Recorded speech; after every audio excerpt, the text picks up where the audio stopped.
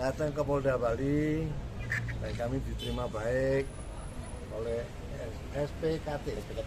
Ini sebuah pelayanan. Ya, terima kasih untuk Pak Polisi yang merespon dengan baik, dengan cepat. Hari ini kami melaporkan bahwa anak kami merasa ditipu ketika menyewa villa selama 20 tahun, tapi janjinya itu November jadi, tapi sampai hari ini tidak jadi. Jadi sudah invest kurang lebih 980 juta, tapi sampai sekarang tidak jadi, villanya tidak jadi. Kemudian dialihkan ke villa lain juga belum jadi dan tidak mau tanda tangan. Jadi, kami melaporkan, tidak hanya kami, tapi ada puluhan orang lain yang dirugikan. Jadi sekarang silakan. Oke, udah pertanyaan lagi?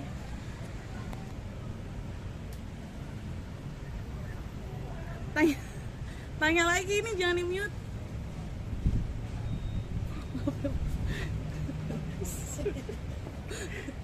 Oke, aku aja yang nanya ya. Ya. Oh, mungkin awal mulai kenapa bisa kenal sama dari si orang tersebut, gimana mungkin? Itu biar anak-anak. Ini jadi waktu itu Monik kan menghubungi saya karena saya tinggal di Bali, mau invest di Bali, menyewakan villa, mau sewa villa untuk disewakan kembali gitu. Nah habis itu saya lihat iklan dari CV Bali Jaya Properties ini menawarkan sebuah kompleks untuk disewakan. Di situ sepertinya ada 34 unit disewakan selama 20 tahun. Waktu itu saya hubungin marketingnya dan marketingnya ketemu sama saya, terus Monik datang dari Jakarta, kami suka villanya, udah mulailah transaksinya. Transaksi itu tahun lalu di bulan Maret 2023. Iya, totalnya harganya 980 juta. Dia bilang kita harus bayar 50% pas penandatanganan notaris, baru villa tersebut akan dibangun dalam 6 bulan. Kami bayar dan tiap bulan itu ada termin pembayaran. Nah, harusnya kan September jadi. Nah, mulai dari sekitar Juli, Agustus itu memang udah mandek.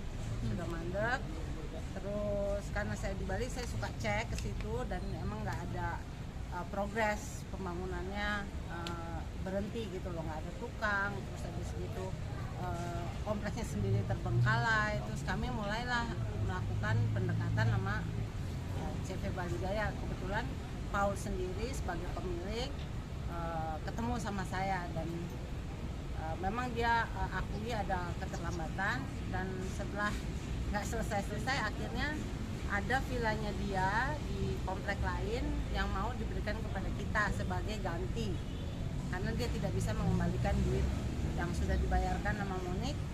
Kami setuju untuk ambil villa lain itu sebagai pengganti. Nah tapi itu juga dia nggak tepatin, villanya nggak diselesaikan. Terus habis itu yang paling penting adalah serah terima villa tersebut kami nggak dapat sampai sekarang gitu.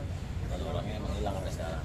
Kami coba hubungin, nggak ada, kantornya juga nggak ada orang, dibilang udah tutup, udah ya pokoknya jadi mentok ke sana ke sini nggak ada jawaban.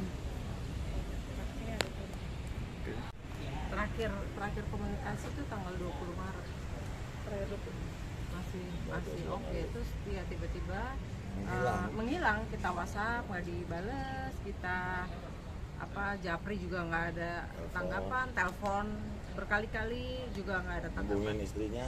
Oh iya itu kan. Kita hubungin banyak, kita hubungin orang kantor sih. Kita hubungin orang kantor juga bilang mereka juga masih menunggu Paul karena banyak sekali tenan lain yang menanyakan hal yang sama karena mereka juga nggak dapat haknya. Terus di situ juga banyak tukang-tukang, mandor-mandor yang memang nggak dibayar sama dia gitu. Nggak ada yang bisa menghubungi dia. Setelah tahu ternyata banyak sampai 30 korban kurang lebih.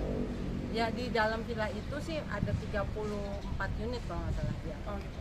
Berarti yang bermasalah sama Paul udah lumayan banyak orang juga sebelumnya. Iya. Kalau yang diketahui mungkin ini baru dia ketahuan busuknya, maksudnya baru ketahuan dia melakukan hal kayak gitu, apa sebelumnya udah pernah?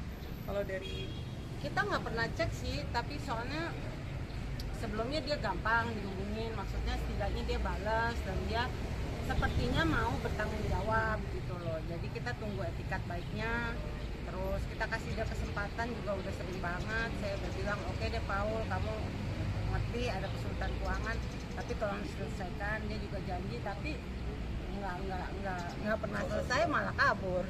Tapi waktu masih intens komunikasi nggak ada kecurigaan apa-apa ya? Ya saya udah bilang sih, kita udah curiga ya. Kita udah curiga ini jajan Nah, kabur. tapi dia benar-benar meyakinkan kalau tenang aja Bu, saya pasti selesaikan gitu loh. Paul ini kalau boleh tahu orang mana? Tinggalnya di aslinya tinggal di mana? Namanya Rizky Paulus. KTP sih domisili Jakarta ya? KTP-nya domisili Jakarta. Tapi lahir Manado. Oh, jadi ketemunya di Ketemunya di Bali. Di